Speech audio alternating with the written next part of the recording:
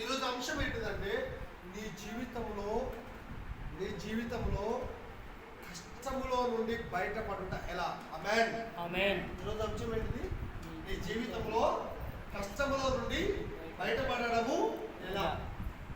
కష్టములో నుండి, నష్టములో నుండి, అపజయములో నుండి మనం ఎలా బయటపడాలనే అంశాన్ని మనం ఈరోజు నేర్చుకోబోతున్నాము. చాలా జాగ్రత్తగా వినాలి, చాలా జాగ్రత్తగా వినాలి, చాలా జాగ్రత్తగా చూడాలి ఈ వాక్యంను. దేవుడు మోషేతో ముఖాముఖిగా మాట్లాడాడు. ఆమేన్. ఎందుకు దేవుడు మోషేతో ముఖాముఖిగా మాట్లాడాడు అంటే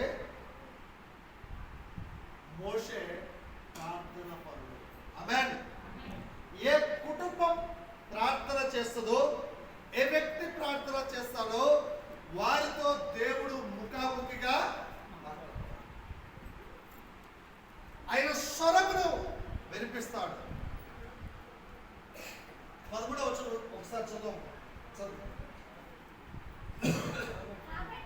కాబట్టి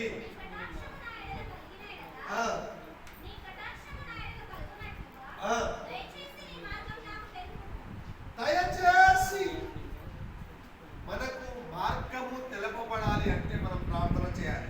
ఆమేన్ ఆమేన్. ఏం చేయాలి? ప్రార్థన చేయాలి. ప్రార్థన చేయాలి. దేవుడు ఏమన్నాడంటే పాలెంలో వెళ్ళమన్నాడు. ఆయనని ఎక్కడికి వెళ్ళమన్నాడు? పాలెంలో వెళ్ళమన్నాడు. ఆ పాలెం కంటే వెళ్ళే ముందు ఆయన ప్రార్థన చేశాడు. ప్రార్థన చేసినాకనే ఇంటికి వెళ్ళాడు. ప్రార్థన చేసినాకనే 20 లక్షల మందిని ప్రతి రోజు కూడా పరిష్కారం ఇవ్వగలిగాడు. ఆమేన్. ఆయన ప్రార్థన పరుడు కనుక దేవుడు ఆయనతో ముఖాముఖిగా మాట్లాడతాడు కనుక, దేవుడు ఆయన ప్రార్థన వింటాడు కనుక, ఆయన ప్రార్థనకు జవాబు దయచేస్తాడు కనుక ఆయన జీవితంలో గొప్ప విజయాలు సాధించాడు. హల్లెలూయా హల్లెలూయా. సో మనము ఏం చేయాలంటే మన జీవితంలో కార్యాలు జరగాలి అంటే ప్రతి రోజు మనము చేయవలసిన పని ప్రార్థన చేసినాకనే ఇంటికి వెళ్ళాలా. ప్రార్థన అయినాకనే పని మొదలు పెట్టాలా. ప్రార్థన అయినాకనే ఏదైనా స్టార్ట్ చేయాలి. ఈ ప్రార్థన అనేది చాలా ప్రాముఖ్యము మోషే యొక్క జీవితంలో. ప్రార్థన చేసినందుకే ఉపవాస ప్రార్థన చేశాడు. 10 ఆజ్ఞలు పొందుకున్నాడు. దేని ద్వారా? ప్రార్థన ద్వారా. మనం ఏమైనా పొందుకోవాలన్నా, మనం ఏమైనా సాధించాలైనా, మనం ఏమైనా అసాధారణమైన సాధించాలైనా ప్రార్థన చేయాలి. ఆమేన్ ఆమేన్. అయితే చాలా మంది ప్రార్థనను మానుకుంటున్నారు. ప్రార్థన చేయడము మానుకుంటున్నారు. మోషే మాత్రము ఎప్పుడు ప్రార్థన ప్రాణంగా, ఊపిరి ఎంత అవసరమో ప్రార్థన అంత అవసరం. ఆ ప్రార్థన మీద ఉన్నాడు. పట్టుదల కలిగిన ప్రార్థన. ఇది చేయవలసిందే అంతే. హల్లెలూయా హల్లెలూయా. ఇది కావాల్సిందే అంతే. ఆమేన్ ఆమేన్. అయితే ప్రార్థన మామూలు విశ్వాసం కాదు, అది మామూలు ప్రార్థన. సాధించే వరకు శోధించిన ప్రార్థన. హల్లెలూయా హల్లెలూయా. సాధించే వరకు శోధించిన మన ప్రార్థన ద్వారా అతను ఇచ్చేయాలి. నువ్వు ప్రార్థన చేస్తే ఎలాంటి పని అయినా నీ కొరకు జరుగుతుంది. ఆమేన్ ఆమేన్. ఏం చేయాలి? ప్రార్థన చేయాలి. మోషే 20 లక్షల మందిని నడపడం అంటే అది ఎలా నడిపాడు? ఓన్లీ ప్రార్థన ద్వారానే. ప్రజలు సడుకుంటున్నారు, గుణుకుంటున్నారు. బండ ఎదురుగా వచ్చింది, సముద్రం ఎదురుగా వచ్చింది, నీళ్లు లేవు, తినడానికి తిండి లేదు, వస్త్రాలు, అడవి, ఆ పరిస్థితులన్నీ భయంకరంగా ఉన్నాయి. వెనుక శత్రువులు, ముందు ఎర్ర సముద్రం. అలాంటి పరిస్థితుల్లో దేని ద్వారా విజయము సాధించాడంటే ప్రార్థన ద్వారా విజయము సాధించాడు. ప్రతి కుటుంబంలో ప్రార్థన రగులుకోవాలి. ఆమేన్ ఆమేన్. ప్రార్థన రగులుకోవాలి. ప్రార్థన అనే మంట కలిగి ఉండాలి. చాలా మందిని సాతాను ఏం చేస్తున్నాడంటే ప్రార్థన చేయనిస్తలేడు. ప్రతి క్రైస్తవ గృహంలో మీరు వెళ్ళి అడగండి, మీరు ప్రార్థిస్తున్నారంటే నో అంటారు. మీకు వ్యక్తిగత ప్రార్థన ఉందంటే నో అంటారు. కుటుంబ ప్రార్థన ఉందా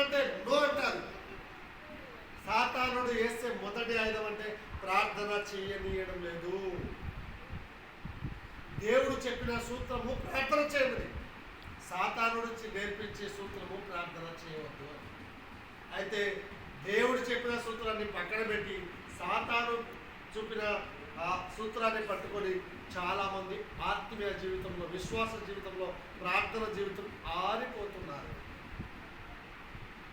అపజయములు పొందుతున్నారు. కారణం ఏంటంటే ప్రార్థన లేదు. ప్రార్థన ఉంటే ఆత్మ బలపడుతుంది, ప్రార్థన ఉంటే విశ్వాసం బలపడుతుంది, ప్రార్థన ఉంటే ధైర్యం వస్తుంది, ప్రార్థన ఉంటే కార్యం జరుగుతుంది. ఇన్ని జరిగేదాన్ని పక్కన పెట్టేసి ప్రార్థనలు అంటే నిర్లక్ష్యం.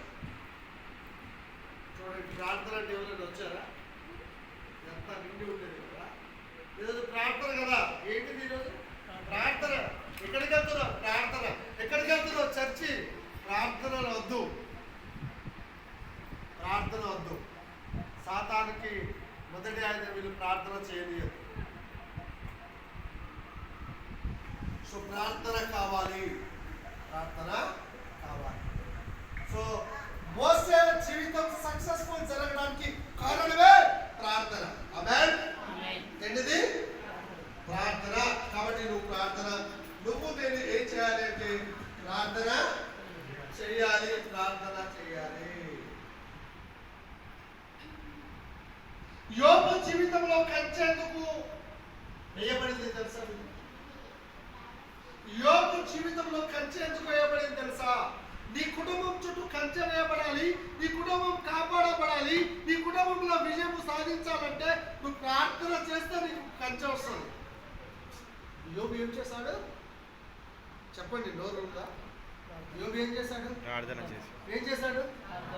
ప్రార్థన చేశాడు. కాబట్టి కంచె వేయబడింది తన చుట్టూ, తన పిల్లల చుట్టూ, తన ఆస్తి చుట్టూ. ఆమేన్. తన చుట్టూ, తన పిల్లల చుట్టూ, తన ఆస్తి చుట్టూ.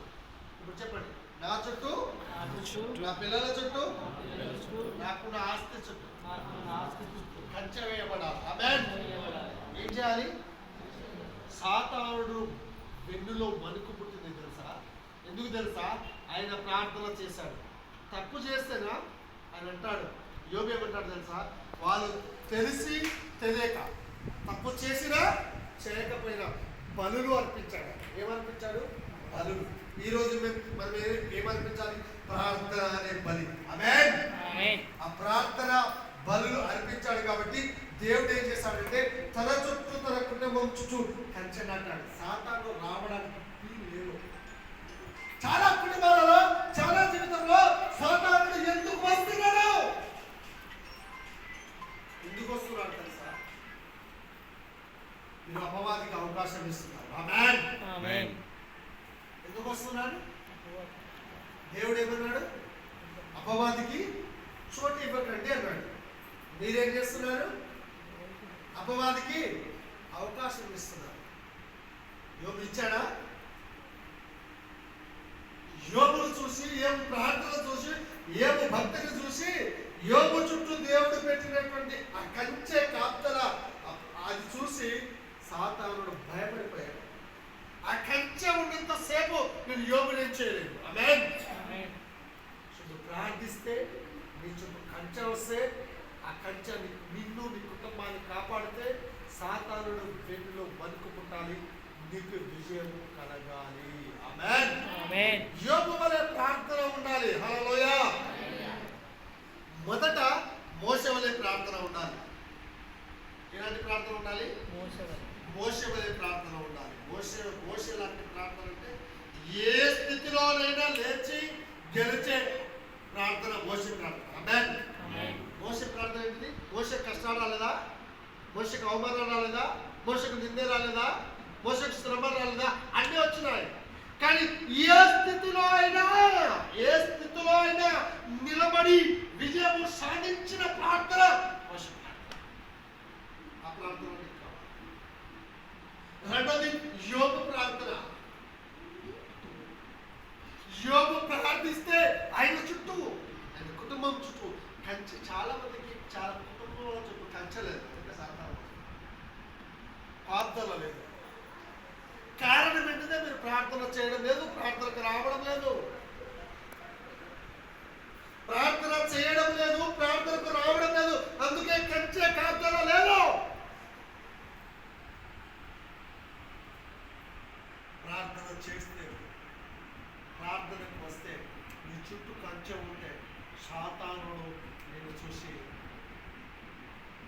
అపేక్ష అనే అమ్మాయి ఈరోజు రాలేదు, మ్యారేజ్కి వెళ్ళేవాడు.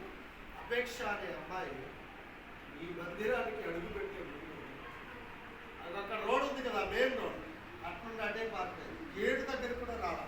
ఏముంది ఇక్కడ? ప్రార్థన శక్తి ముందు ఏ శక్తి నిలబడదు. ఆమేన్. యేసు శక్తి ముందు ఏ శక్తి? ఈసారి కూర్చున్నారు కదా, ఈసారి కూర్చున్నారు కదా, నేను అసెంబ్లీలో జాబ్ చేస్తాను.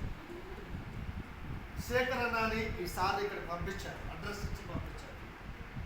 ఫస్ట్ వారం వచ్చాడు, కనీసం గేట్ లోపలికి కూడా, గేట్ లోపలికి వచ్చి మెట్ల దగ్గర నుండే పారిపోయాడు. అన్న ఫోన్ చేశాడు, అన్న నేను ఒక కంతారవాణాన్ని పంపించాను, వచ్చాడా అంటే రాలేదని చెప్పి. మామూలుగా బయట కూడా చూస్తూ ఉంటాను, రాలేదని చెప్పిన.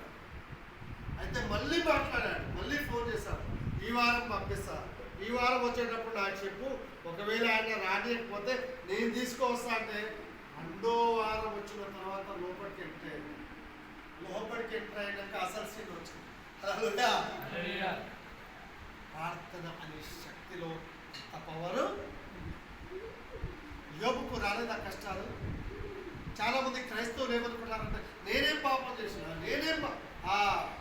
నేను నీతిగా ఉంటున్నా, భక్తిగా ఉంటున్నా, ప్రార్థన ఉంటున్నా, నా లెక్క ఎవరు ఉండలేరు కావచ్చు, నాకే ఎందుకు ఈ కష్టాలు వస్తున్నాయని కృంగిపోతున్నారు. ఎస్, బైబిల్లో చూడండి, నీతిగా ఉన్న వాళ్ళకు కూడా కష్టాలు వచ్చినాయి, కానీ అది తాత్కాలికమే. ఆమేన్. నీతి పరులో కూడా కష్టాలు వస్తాయి, కానీ వాటి నుండి తప్పించేది దేవుడే.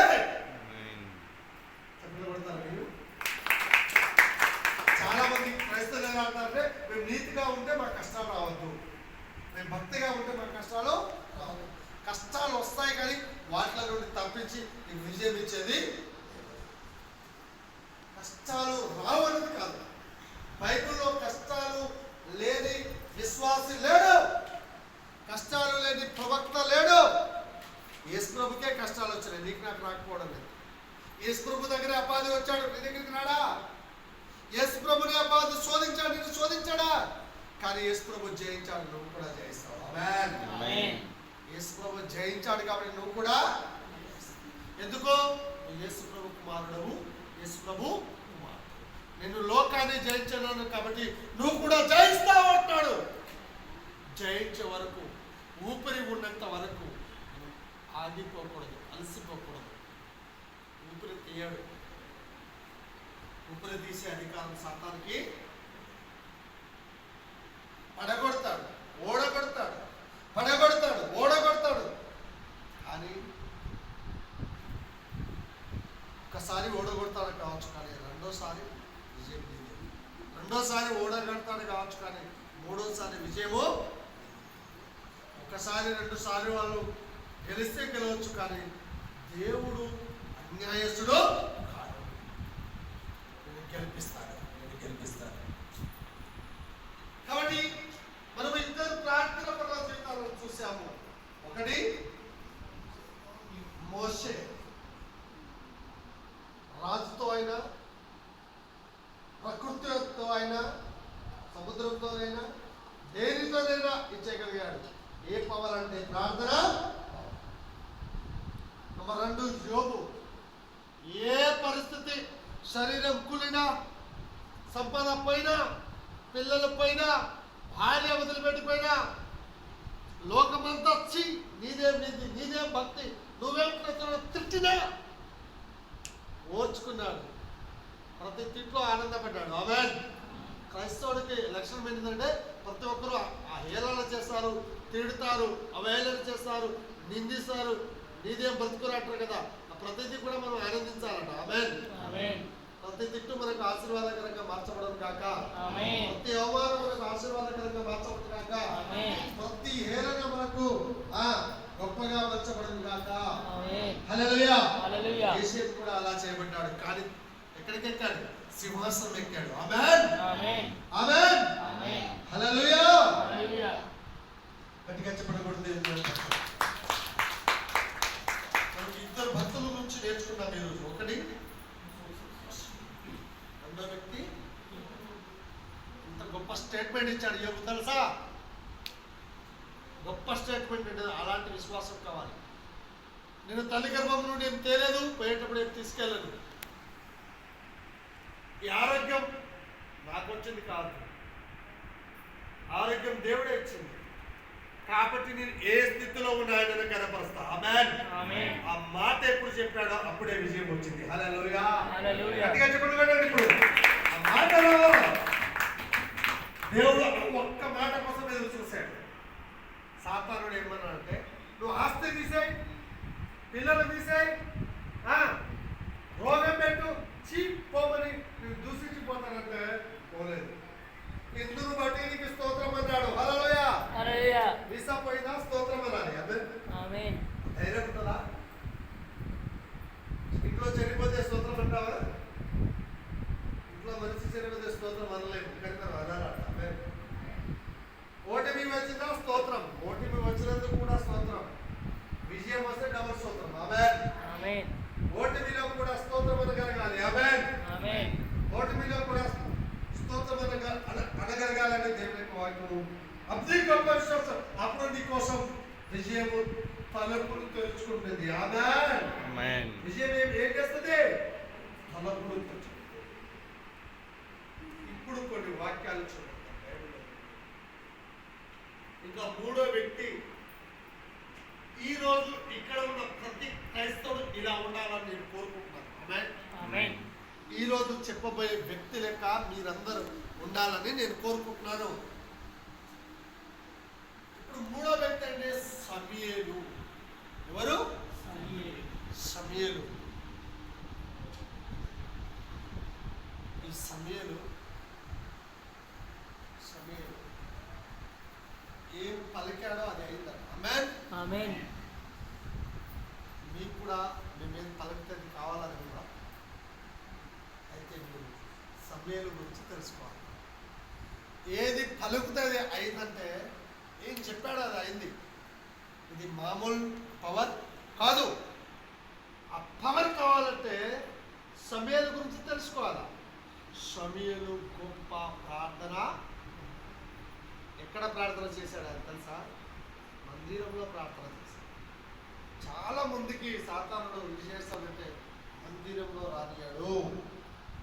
సమూయేలు ఆ శక్తి ఎక్కడ పొందాడంటే మందిరంలో పొందాడు. మందిరంలో పనిచేయడం వల్ల పొందాడు. సేవకుడి దగ్గర పనిచేయడం ద్వారా పొందాడు. అవునా కదా? చూపెట్టారా ఈ వాక్యం? నేను ఆ శక్తి ఎలా పొందాడు చూపెట్టమంటారా ఈ వాక్యము? మొదటి సమూయేలు 3వ అధ్యాయము మొదటి వచనం.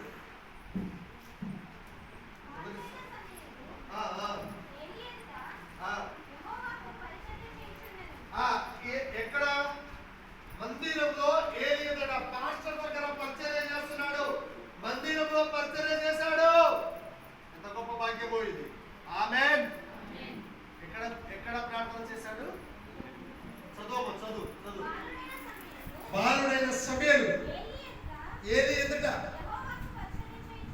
ఎవరికి పరిచర్య చేశాడు? హల్లెలూయా. యెహోవాకు పరిచర్య చేశాడు.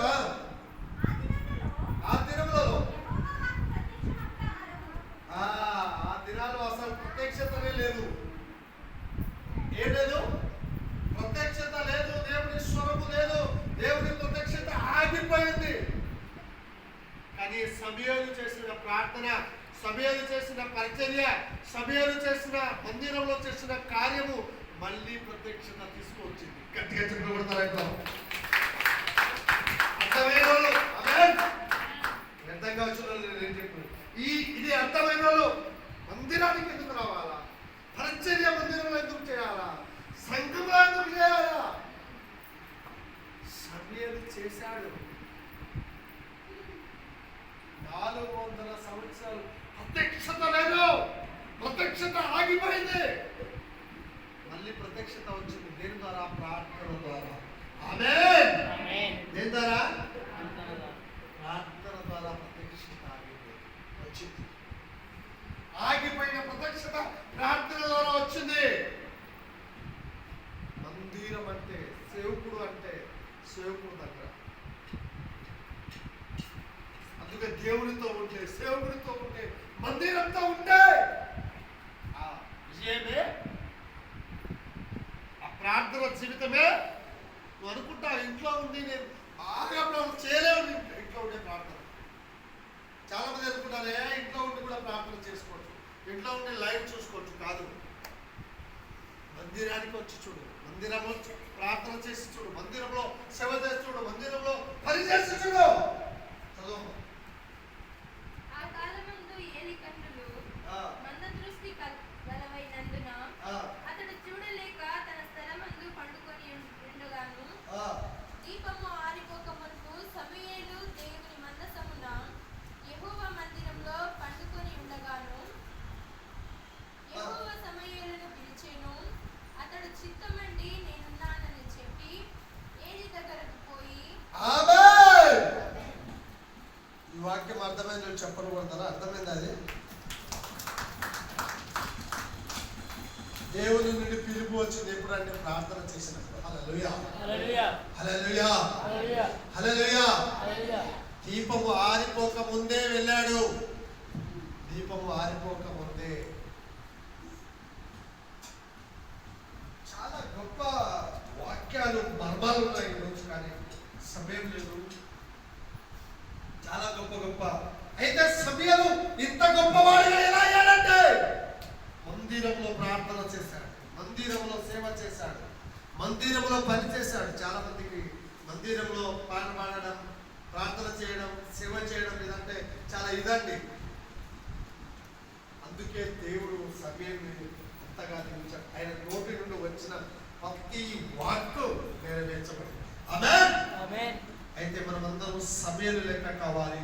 ప్రార్థన దీనంతటా బ్యాక్గ్రౌండ్ ఏంటిదంటే సమయలు గొప్ప ప్రార్థన పరుడు. హల్లెలూయా, హల్లెలూయా. అంటే చెప్పండి బిడ్డలా, సమయలు గొప్ప ప్రార్థన పరుడు. ఆయన నోటి నుండి వచ్చింది. తర్వాత సమయలు ఇంకో మాట ఉంది, తన మనసులో అనుకోని చూడాలి. చాలా మంది బయటకు చెప్పరు, మనసులో అనుకుంటారు కదా. మా ఇంటున్నారా? చాలా మంది బయటకు చెప్పరు కదా. ఎన్ని బాధలు, కష్టాలు, కొన్ని చెప్పుకోలేని బాధలు ఉంటాయి, కొన్ని చెప్పుకోలేని కోరికలు ఉంటాయి కదా. మనసులో ఎవరైతే ప్రార్థన చేస్తారో, ఎవరైతే విశ్వాసంగా ఉంటారో వాళ్ళు ఆలోచన చేస్తుండగానే దేవుడు కార్యం చేస్తాడు. ఆమేన్, ఆమేన్. అంత గొప్ప భాగ్యం ఇది. నువ్వు ఆలోచన చేస్తుండగానే అది తెలుసుకో. నీ ఆలోచన, ఏ ఆలోచనతో మందిరానికి వచ్చావు, ఏ అవసరంతో మందిరానికి వచ్చినావు, ఏ కార్యంతో మందిరానికి వచ్చావో తెలిసిపోతుంది ఆటోమేటిక్గా. అర్థమైందా? అర్థమైందా? నీ ఆలోచన పుట్టక మునిపి ఆయనకి, నీ ఆలోచనలో ఆయనకి కొన్నిసార్లు ఏం దొరుకుతుందంటే ఆయన ఆలోచనలో మన ఆలోచన కలిస్తే అది ఇమీడియట్గా అవుతుంది. ఆయన ఆలోచన ఒకటి ఉండి మన ఆలోచన ఒకటి ఉంటే కట్ జరగదు, లేట్ అవుతుంది.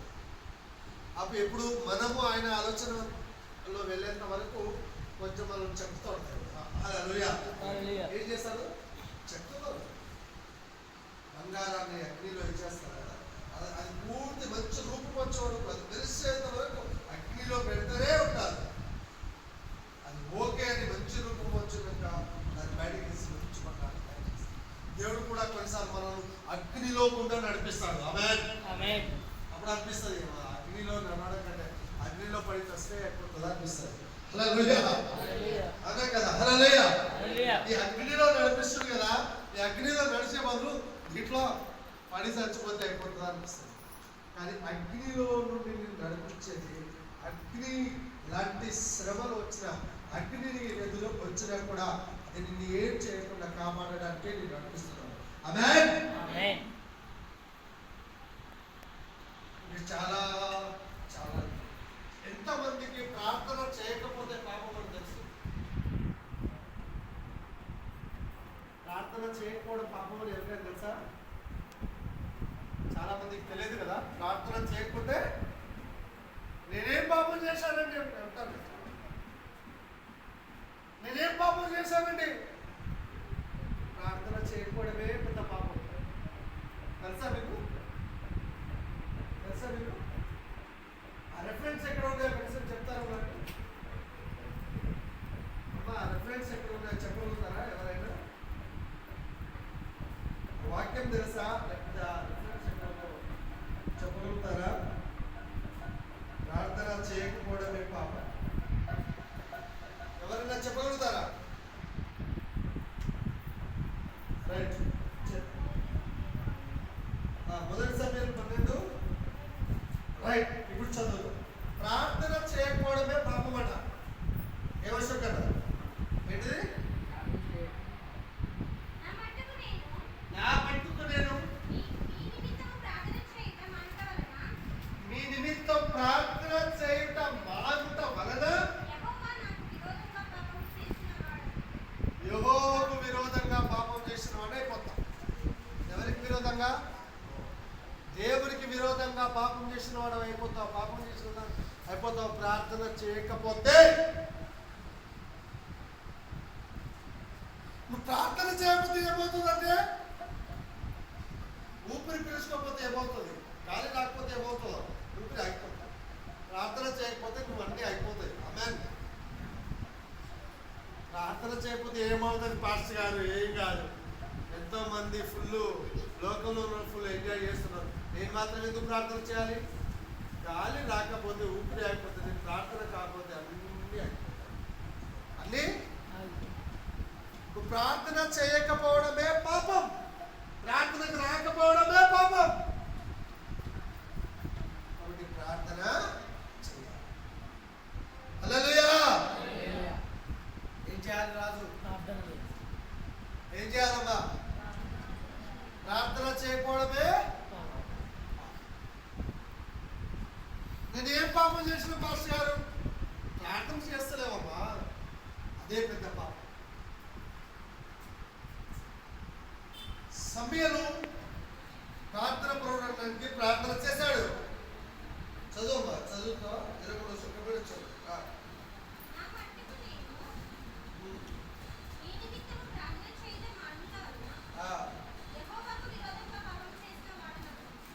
రైట్. మొదటి సమయంలో 7వ అధ్యాయము 8వ వచనం తీయండి.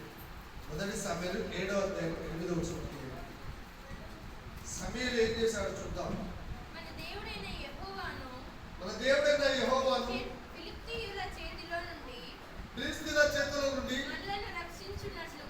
మనలను రక్షించున్నట్లుగా మా కొరకు ఆయనను ప్రార్థన చేయుట మానవద్దని సమూయేలు నొద్ద మనవి చేసిరి. సేవకుణ్ణి అడుగుతున్నారు, మా కోసం నువ్వు ప్రార్థన చేయడం ఆపోదయ్యో అంటున్నారు. హల్లెలూయా. చాలా మంది కూడా ఈ పాస్టర్ ప్రార్థన చేయకపోతే నాకేమైపోతుందా? హల్లెలూయా. అవునా కదా? చాలా మంది అంటారు, ఈ పాస్టర్ ప్రార్థన చేయకపోతే నాకేమి అవుతుంది. ఏమవుతుందో తర్వాత తెలుస్తుంది. ఈ పాస్టర్ ప్రార్థన చేయకపోతే ఏమవుతుందని తక్కువ అంచనా వేసుకుంటారు. పాస్టర్ని ప్రవక్తని తక్కువ అంచనా వేసుకుంటారు కదా. ఈ పాస్టరే ఉన్నాడు ఆ లోకంలో, ఈయనే చేయాలి ఆ ప్రార్థన. ఈయన చేయకపోతే ఏమవుతుంది? అక్కడ ఉన్న ప్రజలకు ఏదో అయింది, చాలా ఇదైంది, బుద్ధి వచ్చినాక వాళ్ళు అక్కడ అడుగుతున్నారు. చదవండి, చదవమ్మా. ఏముంది అక్కడ? మన దేవుడైన యెహోవాను ఫిలిష్తీయుల చేతిలో నుండి మనలను రక్షించున్నట్లుగా. నువ్వు రక్షింపబడాలి సాతాను చేతుల నుండి. ఫిలిష్తీయులు అంటే ఎవరు? సాతానుకు సాదృశ్యం. సాతాను చేతుల నుండి, మాంత్రికుల చేతుల నుండి, చేతబడి చేతుల నుండి నువ్వు రక్షింపబడాలి అంటే నీ సేవకుడు నీ కోసం ప్రార్థన. సేవకుందే అవసరం లేదు, నాకు ప్రార్థన వచ్చేసిందని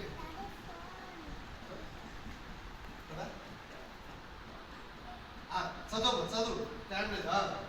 మా కొరకు ఆయనను ప్రార్థన చేయుట మానవద్దని సమూయేలు నొద్ద మనవి చేసిరి. అయ్యా సమయంలో బాగా ప్రార్థన చేస్తాడు కదా పాస్టర్ గారు. నీ ప్రార్థన దేవుడు బాగా వింటాడు కదా. అయ్యా నా కోసం ప్రార్థన చేయడం, అయ్యా నా కోసం ప్రార్థన చేయ, అయ్యా నాకు ఈ సమస్య ఉంది. అందరితో గంటలు మాట్లాడతారు. పాస్టర్ దగ్గరికి వచ్చి అయ్యా నాకు ఈ సమస్య ఉంది ప్రార్థన అడుగుతారా? అడగరు, చెప్పరు.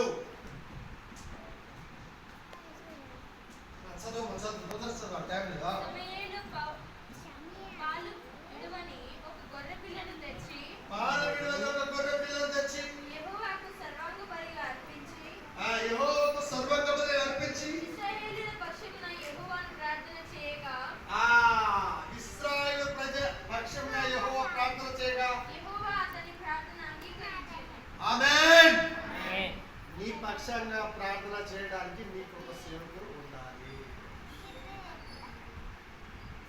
ఉండాలి?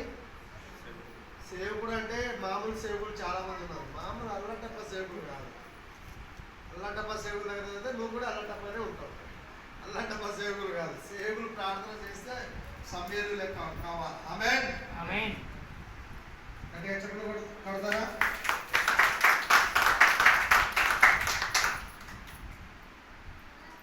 నీ కొరకు ఒక సేవకుడు ఇశ్రాయేలు ప్రజల పక్షాన సమయంలో ప్రార్థన చేసినప్పుడు ఆయన ప్రార్థనను దేవుడు అంగీకరించి వాళ్ళకి జవాబు దొరికింది. ఆమేన్. అప్పుడు నీకు ఒక సేవకుడు ఉండాలా, ఒక సంఘము ఉండాలా. ఇలాంటి సంఘం అంటే ఎలాంటి దానినైనా పెక్కిలించగలిగినటువంటి సంఘము, వినిపించగలిగిన సేవకుడు, సంఘము, ప్రవక్త నీకు కావాలా. నీడ్ చాలా మంది యేసుప్రభు తిరిగి దినాలలో యేసుప్రభు గ్రహించాలి. యేసుప్రభు చేసిన కార్యాలను కాదు గ్రహించాలి. సో ఇది సమయాలు వారి పక్షాన ప్రార్థన చేసినప్పుడు దేవుడు ప్రార్థన విని గొప్ప కార్యాలు చేశాడు. అందుకే సమయాలు చెప్పింది అన్ని జరుగుతాయి. దేవుడు పాస్టర్ ప్రార్థన ఇస్తాడు. కానీ చాలా మందికి ఏమలవాటు అయిపోయిందంటే పాస్టరే ప్రార్థన చేయాలి, నేను ప్రార్థన చేయను. హల్లెలూయా. పాస్టర్కి కాన్ఫిడెన్స్ చేస్తే ప్రార్థన చేసేస్తాడు. పాస్టర్కి దశమ భాగం ఇస్తే కాన్ఫిడెన్స్ చేసేస్తాడు. కాబట్టి పాస్టర్ నేను డబ్బు ఇస్తా, ప్రార్థన కొనుక్కుంటా, పాస్టర్ని కొనుక్కుంటా, నా పని అయిపోతుంది. అవునా? చాలా మంది ఎవరి దగ్గరికి వెళ్తున్నారు తెలుసా? నేను ప్రార్థన చేస్తా కానీ నాకు 10,000 ఇవ్వాలి. వాళ్ళ దగ్గరికి వెళ్ళిపోతున్నారు. అమ్మో ఈయన ప్రార్థన చేస్తాడంటే 10,000 ఇవ్వాలంట. రైట్. హల్లెలూయా.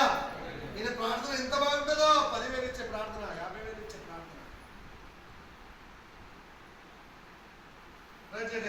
అది ఎఫెక్ట్ ప్రార్థన అనుకుంటాను. అది ఎఫెక్ట్ ప్రార్థన కాదు.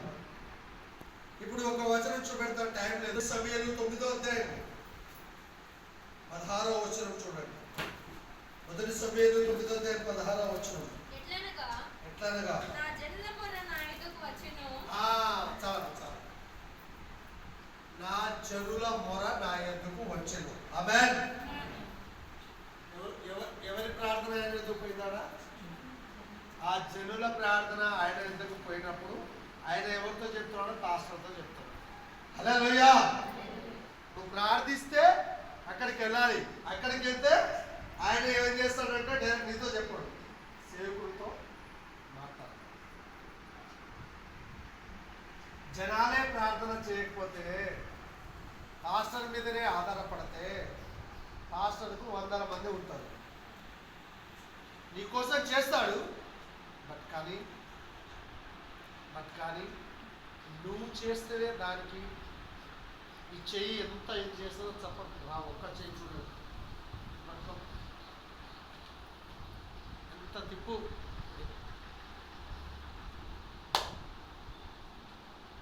రెండు చేతులు కలవాలి. సంఘము ప్రార్థన, సేవకుని ప్రార్థన, నీ ప్రార్థన, ఇలా 3 తాళ్ళు. సంఘం ప్రార్థన కావాలి, సేవకుని ప్రార్థన కావాలి, నీ ప్రార్థన కూడా.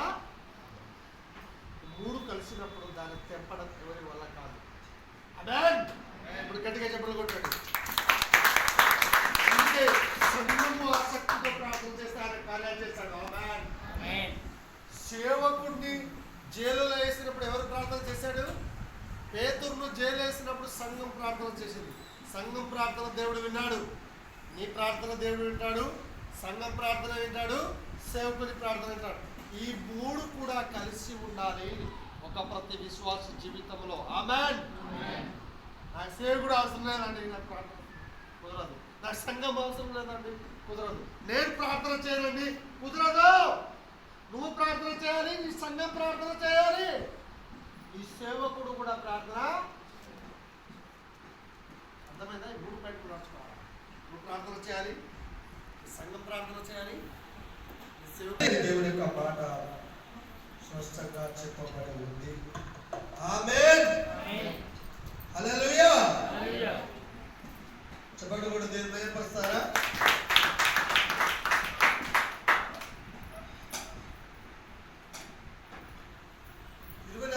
చూడండి 12:24 వచ్చిన కూడా చదవండి, ముగించుకుందాం. టైం అయిపోయింది. భజనకర్త జబ్బను దాని మీద 12 అధ్యాయం మొదటి సమయం 12 24 వచ్చిన ఆయన మీ కొరకు ఎన్ని గొప్ప కార్యాలు చేసానో మీరు తలంచుకొని మీరు యెహోవా యందు భయభక్తులు కలిగి హృదయపూర్వకంతో దేవుడు మీకోసం ఇంతకుముందు చేసిన కార్యాలను గుర్తు చేసుకోవాలి. ఆమేన్. చాలా మంది ఏం చేస్తున్నారు, మర్చిపోతున్నారు. ఎప్పుడో జరిగిన కార్యం చెప్తాయేది దేవుడు ఇక్కడ చెప్తాడు. ఇశ్రాయేలు ప్రజలకు అదే నేర్పించాడు, అపోస్తలులకు అదే నేర్పించాడు, ఈ కాలంలో విశ్వాసికి అదే నేర్పిస్తున్నాడు. ఎప్పుడో చేస్తే ఇప్పుడు గుర్తు చేస్తున్నావేంటి? అంత తేలికగా ఉంది ఆ కార్యం అంటే, అంత అలుసున.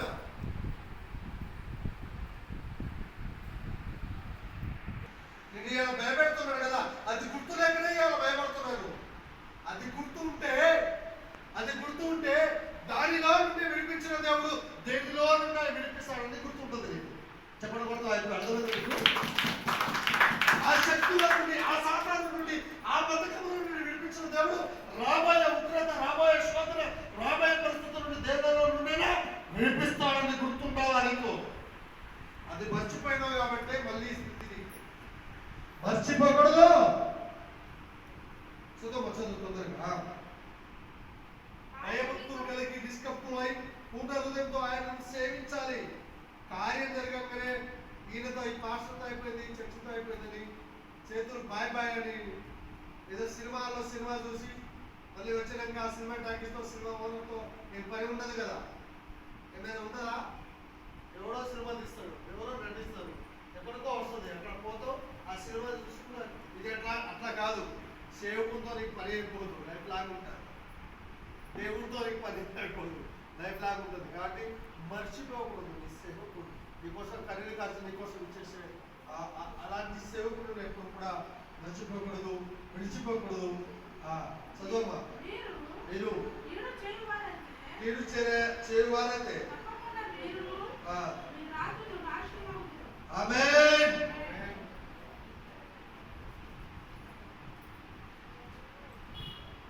చాలా చాలా చాలా వాక్యాలు ఉన్నాయి, కానీ చాలా వాక్యాలు ఉన్నాయి.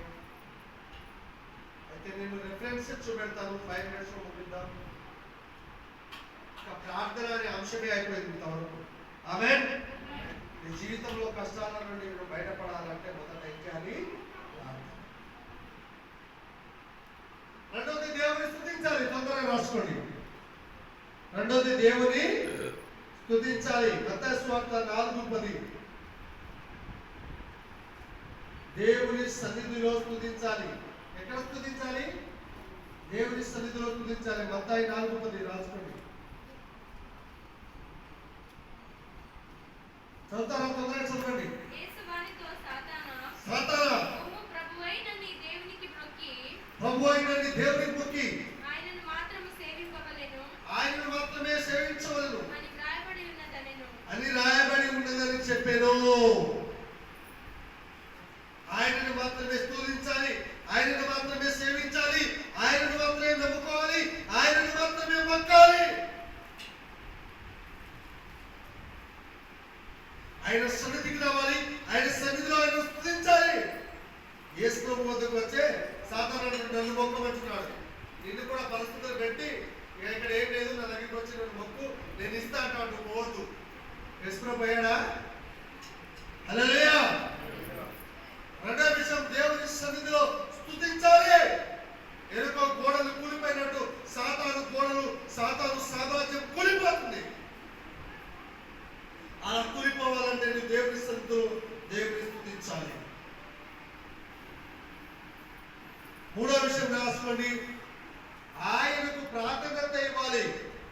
మత్తయి సువార్త 8వ అధ్యాయం 11 నుండి 24 వరకు. మత్తయి సువార్త 8వ అధ్యాయం 11 నుండి 24 వరకు ఆయనకు ప్రాధాన్యత ఇవ్వాలి.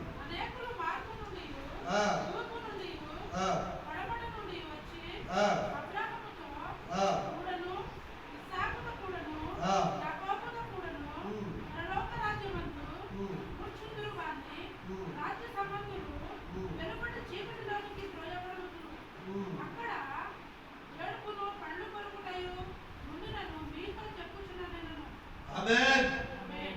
దేవునికి ప్రార్థన చేయకుండా సైతాను ప్రార్థన తెచ్చి సైతాన్ పద్ధతులు పాటించి సైతాను నువ్వు దగ్గరికి వెళ్ళి వెళ్తే నువ్వు వెళ్ళేది నరకమే, నీకు వచ్చే గతి ఇదే. హల్లెలూయా. 119వ కీర్తన. దేవుని వాక్యానికి ప్రార్థన చేయాలి, దేవుని ఆజ్ఞలను గైకోవాలి. 119వ కీర్తన 97వ వచనం చదవాలి తొందరగా. 119వ కీర్తన 97వ వచనం. నీ ధర్మశాస్త్రము ఆ. నాకెంతో ప్రియమైనది. ఆ. దీని మీద నేను ఆ. దానిని ధ్యానించుచున్నాను. ఆ. నీ ఆజ్ఞల నిత్యము నాకు తోడుగా ఉన్నది.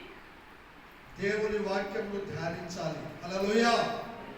దేవుని ప్రాధాన్యత ఇవ్వడం అంటే ఏంటిదంటే దేవుని సన్నిధికి రావాలా, దేవుని వాక్యమును ధ్యానించాలి. నువ్వు అనుకున్నవన్నీ జరగాలంటే కీర్తన 1:2 రాసుకోండి. కీర్తన 1:2.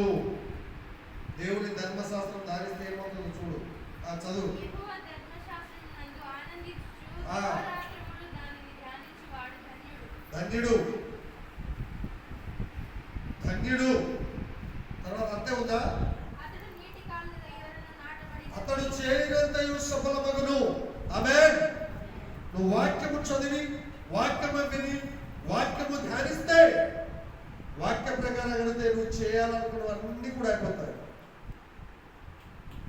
ద్వితోపదేశ కాండం 28వ అధ్యాయం 9 నుండి 12 వచనాలు చదవండి. ద్వితోపదేశ కాండం 28వ అధ్యాయం 9 నుండి 12 వచనాలు చదువుతారా? నీవు నీ దేవుడైన యెహోవా ఆజ్ఞలను అనుసరించి నీవు నీ దేవుడైన యెహోవా ఆజ్ఞలను అనుసరించి ఆయన మార్గములలో నడుచుకొని ఎడల ఆయన మార్గంలో నడిచిన ఎడల యెహోవా నీకు ప్రమాణము చేసినట్లు ఆ, ఆయన తనకు ప్రతిష్ఠిత జనముగా నిన్ను స్థాపించును. ఆ, చదువు. ప్రజలందరూ యెహోవా నామమున నీవు పిలువబడుచుండుట చూసి ఆ, నీకు భయపడుదురు. ఆ, మరియు యెహోవా నీకిచ్చుదనని నీ పితరులతో ప్రమాణము చేసిన దేశమున ఆ. యెహోవా నీ గర్భఫల విషయములోను నీ పశువుల విషయములోను నీ నేల పంట విషయములోను నీకు సమృద్ధిగా మేలు కలుగజేయును. ఆమేన్. హల్లెలూయా. సమృద్ధి మేలు కావాలి అంటే సాతానుని పక్కన పెట్టేసి దేవునికి స్థానం ఇవ్వు. దేవుడే నీకు అన్ని ఇస్తాడు, గర్భఫలం ఇస్తాడు, అన్ని ఇస్తాడు, సమృద్ధి ఇస్తాడు, ఆశీర్వాదం ఇస్తాడు. కానీ ఆయన సన్నిధిని మనం మొదటగా ఉండాలి. 119వ కీర్తన 92వ వచనంలో కూడా ఈ మాట ఉంది. దేవుని ప్రేమించాలి అంటే ఆయన ఆజ్ఞను గైకొనడమే. దేవుని ప్రేమించు, ధనాన్ని కాదు, ఉద్యోగాన్ని కాదు. ఒక డాక్టర్ చాలా మంది చెప్తున్నారు డబ్బు ఉంటే ఏం కాదనుకుంటారు కదా. ఒక డాక్టర్, పెద్ద డాక్టర్ సూసైడ్ చేసుకొని చనిపోయాడు. బాగా డబ్బులు ఉన్నాయి, 1000 ఎకరాల భూమి ఉంది, రోజుకు లక్షల డబ్బు ఉంది. తన తల్లిని చంపాడు, అపక్షుభం లేని పిల్లలను చంపాడు, తాను కూడా తనకు చనిపోయాడు. డబ్బు ఉంటేనే కాదు, ఆ డబ్బు ఇచ్చే దేవుడు ఉండాలి. ఆమేన్. ఆ ప్రాణంను కాపాడే దేవుడు ఉండాలి. హల్లెలూయా. చాలా మంది డబ్బు వెంటబడుతున్నారు, దేవుని వెంటబడు. హల్లెలూయా. డబ్బు వెంటబడొద్దని దేవుడు చెప్తున్నాడు. కళ్ళు మూసుకుందాం, ప్రార్థన చేద్దాం. కళ్ళు మూసుకుందాం, ప్రార్థన చేద్దాం. డబ్బు వెంట దేవుని మర్చిపోయి మనుషుల వెంట పడుతున్నామేమో, మనుషుల వెంట పడుతున్నామేమో. డబ్బు వెంట పడాలి అని అనుకొని, డబ్బు వెంట పడాలి అని అనుకొని దేవుని పక్కన పెట్టేసి దీనస్థితులు కలిపామో. డబ్బును పక్కన పెట్టు, హోదా పక్కన పెట్టు, ప్రతిదీ పక్కన పెట్టి దేవునికి మొదటి స్థానం ఇస్తే అన్ని విషయాలలో మొదటి స్థానం నీకు దేవుడు ఇస్తాడు. ప్రభువా నీకు వందనాలు. ఈరోజు నా జీవితంలో కష్టాల నుండి బయటపడడం ఎలా అనే విషయాలను మాకు నేర్పించినావు. వందనాలు, స్తోత్రములు. మా జీవితంలో కూడా ఇలాంటి ఘనమైన బలమైన మోషే వలె, సమూయేలు వలె, యోబు వలె బలమైన విశ్వాస కలిగిన గొప్ప వీరులుగా మమ్మల్ని తీర్చిదిద్ది అపవాదిని ఎదిరించే బలమైన కార్యాలు చేసి శక్తి బలము అనుగ్రహించమని యేసు నామమున వేడుకుంటున్నాను తండ్రి. ఆమేన్.